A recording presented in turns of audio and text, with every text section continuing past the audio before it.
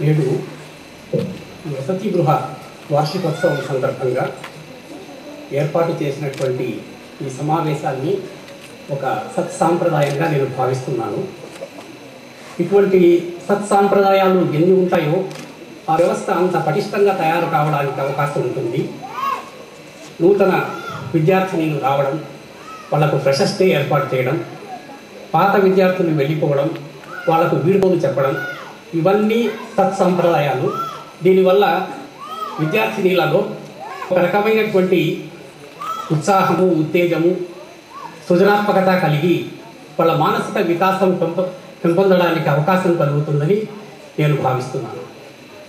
ప్రాచీన కాలం నుండి విద్య యొక్క ఆశయాలను పలువురు పలు రకాలుగా భావించినారు. వేదకాలంలో న విద్య న మోక్ష అన్నారు. విద్య లేనివాడు మోక్షగామి కాడు అని. గాయత్రి మంత్రోపదేశంలో విద్య యొక్క ప్రాముఖ్యత చెప్పబడింది.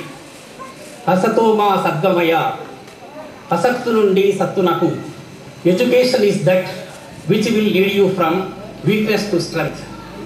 తమసో మా జ్యోతిర్గమయ, education is that which will lead you from darkness to light. చీకటి నుండి వెలుగులోకి తీసుకొని పోయేదే విద్య. మృత్యోర్మా అమృతాంగమయ, education is that which will take you from death to ఇమ్మార్టలిటీ.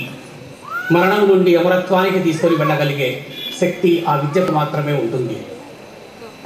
అందుకే శాస్త్రీయ సోషలిజం పితామహుడు Karl Marx education AIIMS at fully developed human being mentally, physically and spiritually. ఒక మనిషి శారీరకంగా, మానసికంగా, ఆధ్యాత్మికంగా సమశక్తుల వికాసం పొందినప్పుడే అతన్ని సంపూర్ణమైనటువంటి విద్యావంతుడు అంటారు. మనలో కూడా పూర్ణత్వాత్ పురుష అని అన్నారు. పరిపూర్ణమైనటువంటి జ్ఞానం ఉన్నవాడే పురుషుడు అన్నారు. రస్కిన్ పండితుడు విద్య యొక్క ప్రాముఖ్యత గురించి చెబుతూ, education is not that which will make you to learn what you did not learn, but to make you behave how you could not behave due to some unavoidable circumstances of life. జీవితంలో మనం ఏదైతే నేర్చుకోలేకపోయామో అది నేర్చుకుంటూ వెళ్ళేది కాదు విద్య. కొన్ని అనివార్య కారణాల వల్ల జీవితంలో మనం ఏ విధంగా నడుచుకోలేకపోయామో ఆ విధంగా ప్రవర్తించడానికి దారి చూపేదే విద్య అని అన్నారు. అందులోనూ స్త్రీ విద్యకు ఉన్నటువంటి ప్రాధాన్యత మనం వేణోళ్ళ కొనియాడాల్సింది. ఊయలలూపే చేతులే ఈ జగత్తును ఏలగలవు అని మహానుభావుడు అన్నాడో తెలియదు, కానీ స్త్రీ శక్తి స్వరూపిణి అని చెప్పడానికి అంతకన్నా నిదర్శనం అక్కర్లేదు. ఒక స్త్రీ విద్యావంతురాలైతే ఆ కుటుంబమే విద్యావంతం అవుతుంది. ఒక కుటుంబం చాలామంది స్త్రీలు విద్యావంతులైతే మొత్తం ఆ దేశమే విద్యావంతం కావడానికి అవకాశం ఉంటుంది. ఎందుకంటే ఒక చిన్న పిల్లవాడు పౌరసత్వ తొలిపాఠాలను తల్లిదండ్రుల లాలన మధ్యనే నేర్చుకుంటాడు. అదే విద్యావంతురాలైనటువంటి తల్లి అయితే ఆ లాలన పాలన వేరుగా ఉంటుంది. అంటే ఈ దేశపు భావి పౌరులను తయారు చేయడానికి మీరే నిర్మాతలు అని చెప్పడానికి నేను సాహసిస్తున్నాను. ఇక్కడ ముఖ్యమైన విషయం ఏమంటే, ఈ వసతి గృహము ప్రారంభించడానికి 2006లో ప్రభుత్వం మంజూరు చేసింది.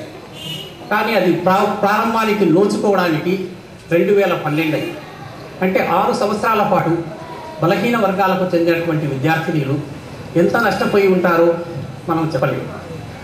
అందుకే వసతి గృహం అనేటటువంటిది మీ ఆర్థిక పరిస్థితికి, మీ మానసిక పరిస్థితికి, మీ సాంఘిక పరిస్థితికి అతీతంగా ఒక చోట ఉండి మనశ్శాంతితో చదువుకొని ఉన్నతమైన మార్కులతో, ఉత్కృష్టమైనటువంటి మార్కులతో ముందుకు వెళ్ళడానికి ఇది అవకాశం కలిగింది.